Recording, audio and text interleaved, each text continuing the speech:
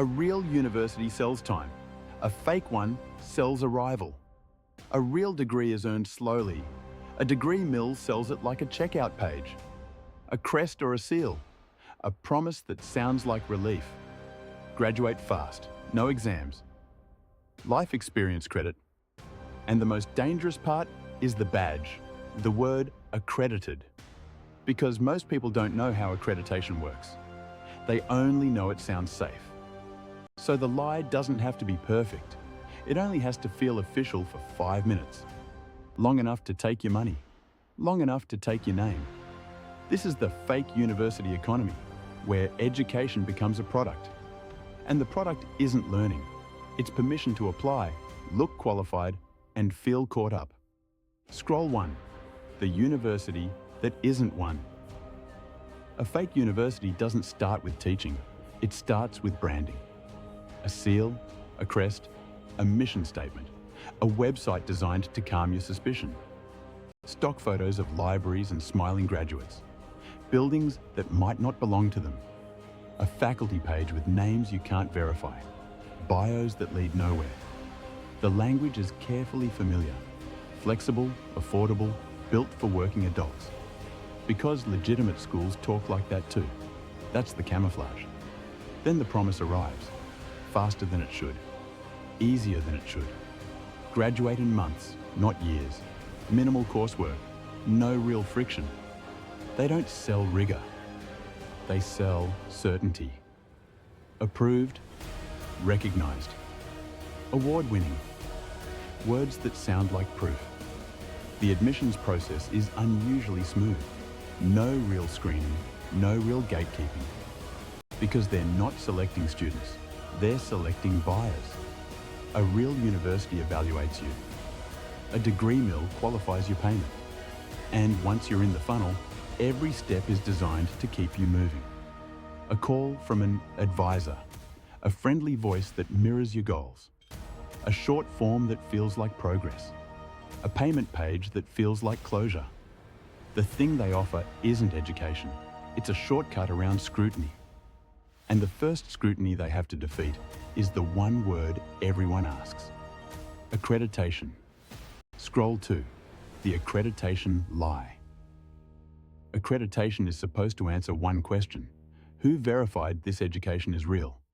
Not, does it look real, but will employers and licensing boards accept it? Fake universities understand that most people don't know how accreditation works. So they exploit the confusion on purpose. They use phrases like internationally accredited. They use globally recognized. They use licensed, registered, approved, and let you assume that means accredited. Sometimes they claim an accreditor you've never heard of. Sometimes they invent one. A clean website, an official sounding name, and a badge that looks legitimate. This is trust laundering. They don't prove quality, they imitate proof. And it works because most people verify with vibes, not databases. If the school can make you feel safe for 5 minutes, it can make a sale. And once you've paid, the incentive flips. Now you're invested in believing it's real. Because admitting it's fake doesn't just cost money, it costs identity. Scroll 3. The degree mill product. Degree mills don't sell education, they sell outcomes. A title, a credential, a line on a resume, a door that might open. They package it like convenience. Self-paced, accelerated, no waiting. And then they remove the friction that makes learning meaningful. Little coursework, little feedback, little evaluation. Sometimes a questionnaire becomes a final assessment. Sometimes a few uploaded documents become prior learning evaluation. Sometimes you're encouraged to write your own recommendation letters. The point is not mastery. The point is paperwork. And paperwork is dangerous because it travels farther than the truth. A diploma looks legitimate in a screenshot. A transcript looks legitimate in a PDF. And that's enough to get through the first gate. Until you hit the gate that checks. Employers, credential evaluators, licensing boards, background checks. That's when the product reveals itself. Not a degree, but a risk. Scroll 4, the sales funnel. A legitimate school is built around admissions. A degree mill is built around conversion. The website is an ad. The ad is a pipeline. The first contact feels helpful. A friendly advisor calls quickly. They ask about your goals, then mirror them back to you. You want a better job. They say they can get you there. You want speed. They say speed is the whole point. They create urgency without saying urgent. They say cohorts are filling. They say policies are changing. They say prices go up soon. Then they remove your reasons to pause. No standardized tests, minimal prerequisites. We honor life experience. And if you ask hard questions, they redirect to soft answers. Many employers accept our degrees. We have graduates everywhere. Testimonials replace evidence. Stories replace verification. Because they're not selling education, they're selling relief. Relief from time, from insecurity, from feeling behind. And relief is a powerful drug when you're anxious. Scroll 5, the victim profile. The stereotype is that only naive people buy fake degrees. That's false. The most common victim is someone under pressure. Pressure to qualify for a job. Pressure to keep a promotion. Pressure to meet a licensing requirement, fast. Some are first-generation students. Some are immigrants navigating a new system. Some are working parents with no time and no slack. And some are ambitious people who believe speed equals intelligence. Degree mills exploit a specific emotion: shame. Shame about not finishing school. Shame about being behind. Shame about asking basic questions in public. Shame makes people hide the purchase. And hiding delays verification, which protects the seller. They also exploit authority bias. If a website looks official, people treat it as official. If an advisor sounds confident, people surrender their uncertainty. And once money changes hands, sunk cost takes over. You don't just want the degree to be real, you need it to be real. Scroll 6, the paper trail and the cover. The fake university economy survives because it lives in grey zones. Not every case is an obvious cartoon scam. Some operate in jurisdictions with weak oversight. Some bounce between addresses. Some use partners, agents, or education consultants to distance responsibility. And many rely on the same defence. We never guaranteed employment. We provide educational services. We are accredited by a body that is meaningless outside their own website. This is how the system keeps going. It doesn't need to win in court every time. It just needs to win in confusion most of the time. Confusion buys them transactions. Transactions fund more marketing.